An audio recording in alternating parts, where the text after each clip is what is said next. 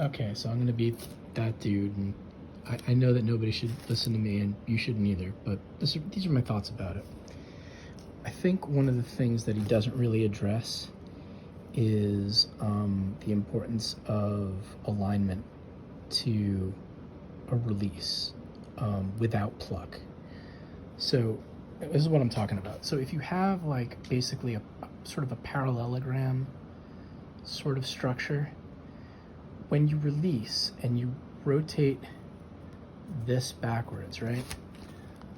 You're gonna need to compress this angle right here in order to get this to release straight along here. And I think that's what he's talking about by saying there needs to be a little bit of tension in your muscle, because if you don't do that, then as you rotate it around and you maintain that sort of angle, there's a tendency, unless your body structure is such that you could really get into that, that as you rotate this around, your hand will want to do this sort of thing if you're not, and usually like oftentimes end over here. And I found myself doing this when I wasn't really kind of intentionally like placing my hand like behind my head or something like that.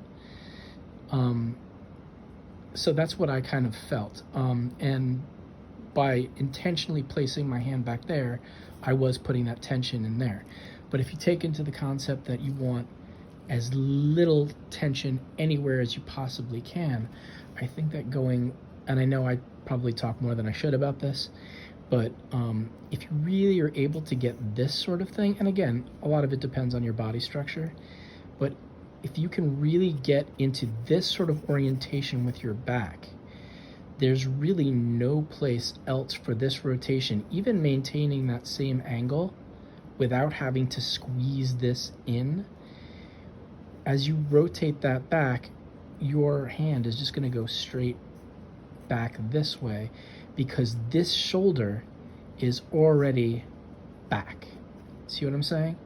So what you have essentially done is you have changed the starting point of this rotation.